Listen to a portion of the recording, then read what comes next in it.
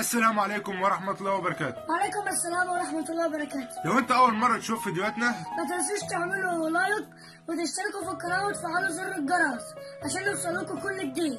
بالنسبة للفيديوهات اللي فاتت الناس كانت منقسمة 3 اقسام. القسم الاول كان شايفنا ان احنا تبع السيسي وبنحبه، والقسم الثاني برضه كان شايفنا ان احنا بنحب الاخوان برضك ومعاهم. اما القسم الثالث بيقولوا ان احنا حيادي. مبدئيا كده احنا ما بنحبش جو اللي هو الكلام لازم يعجبك. دي وجهة نظري، تعجبك ما تعجبكش دي نظر انا، ممكن تكون صح ممكن برضه تكون غلط.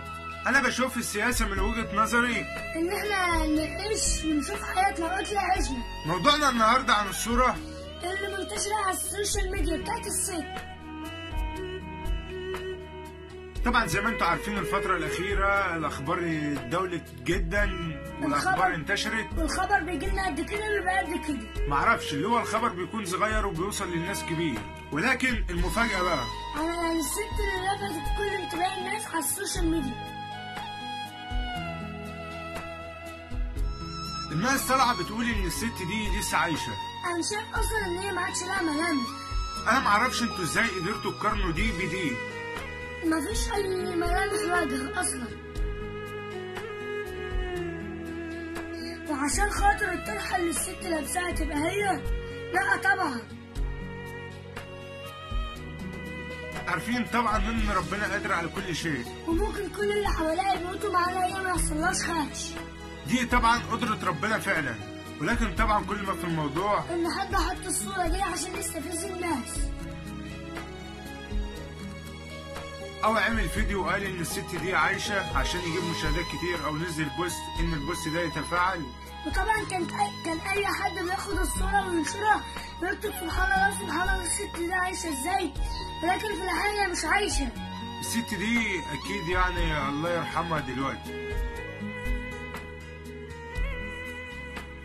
معرفش ايه اللي بتستفادوا لما تطلعوا حاجة زي كده. وأنا كمان معرفش أنتوا بتستفيدوا إيه لما تفتوا كده وتطلعوا إشاعات بكده.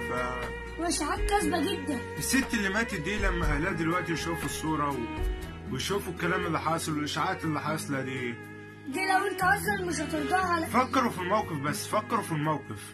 دي لو أنت مش هترضاها عليك على غيرك على أهلك على أي حد مش هترضى. فكر في نفسك، فكر ان دي والدتك، فكر ان دي اختك، هتلاقيك متراجع تماما عن اللي انت بتعمله. طبعا الصورة دي كانت نازلة على صفحة واحدة، ولكن الناس كلها خدته. الناس شيرت البوست ده بطريقة فظيعة جدا ان الست دي لسه عايشة وكده. يا جماعة يا ريت بس تبطلوا اشاعات شوية وراعوا اهل ظروف الناس، راعوا اهل الست دي، ان الست دي الله يرحمها دلوقتي. بلاش تشيروا الصورة دي، طبعا الصورة دي ليس لا تماما من الصحة. طبعا احنا ما لقيناش اي حد تماما يتكلم عن الموضوع ده، عشان كده طلعنا ونتكلم عنه، فقلنا لازم نتكلم عليه ونوضح الصورة دي حقيقتها ايه. وما تنساش تقول رأيك في الفيديو وتسيب كومنت. ولو عجبكم يا جماعة الفيديو ما تنساش تعملوا لايك واشتراك للقناة وتفعيل زر الجرس. السلام عليكم ورحمة الله وبركاته.